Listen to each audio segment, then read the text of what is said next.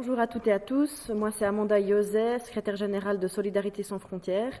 Vous connaissez sûrement Solidarité sans frontières plutôt pour notre engagement sur les questions de politique d'asile, politique migratoire, mais on défend aussi le droit des personnes à mener une vie digne dans le pays où elles sont nées, dans la sécurité et dans un contexte où leurs droits sont respectés.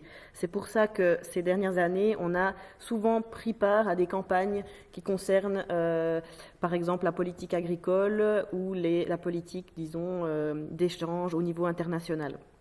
Donc aujourd'hui, je suis présente à cette conférence de presse parce que cet accord de libre-échange conclu entre la Suisse et l'Indonésie, tout comme les autres accords de libre-échange déjà conclus ou à venir, comme le disait Willy, vont encore empirer les conditions de vie des paysans dans les pays du Sud, en les poussant toujours davantage sur les chemins de l'exil. Je rappelle toujours cette citation d'Aminata Dramane Traoré, qui est une ancienne ministre de la Culture du Mali, et que je trouve très juste, vous avez peut-être déjà entendu, qui dit « Les migrants sont les réfugiés d'une guerre économique ». Dans le modèle actuel d'agriculture industrielle, concentré sur les besoins des pays du Nord, cette politique industrielle fait partie de cette guerre économique qui ravage l'hémisphère sud en détruisant les marchés agricoles locaux et en privant les petits paysans des ressources nécessaires à leur propre approvisionnement. Partout dans le monde, les droits des paysans sont violés quotidiennement. Et en Indonésie, l'accaparement des terres est un problème extrêmement aigu, notamment parce que des puissants groupes producteurs d'huile de palme obtiennent des concessions du gouvernement et agrandissent leurs plantations au détriment des droits et des terres des paysans traditionnels qui sont chassés de leurs terres.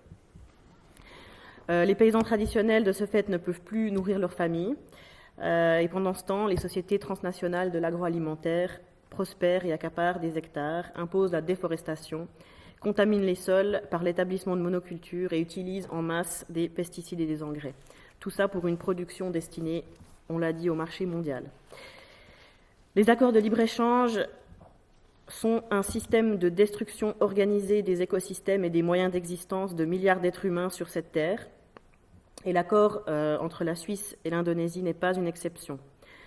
On le sait par expérience aujourd'hui, le libre-échange n'augmentera ni la prospérité ni la qualité de vie, ni en Suisse ni en Indonésie.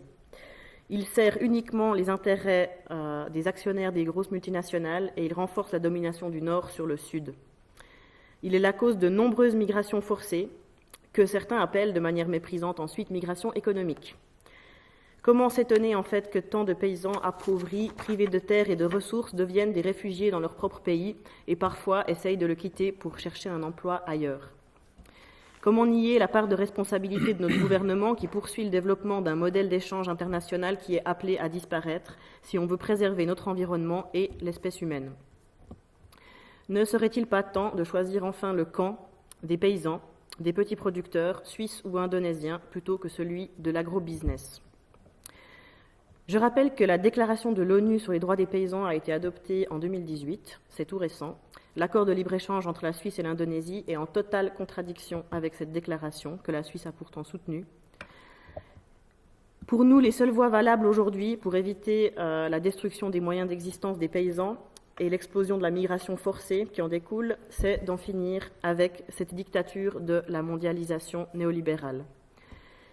C'est de s'orienter en Suisse comme en Indonésie vers un développement local centré sur les besoins des populations locales et non pas d'une poignée de grosses sociétés. Visiblement, notre gouvernement et notre Parlement n'ont pas encore bien compris les enjeux environnementaux et humains de notre époque. Pourtant, il y a urgence et c'est pourquoi ce référendum est une absolue nécessité. Merci pour votre attention.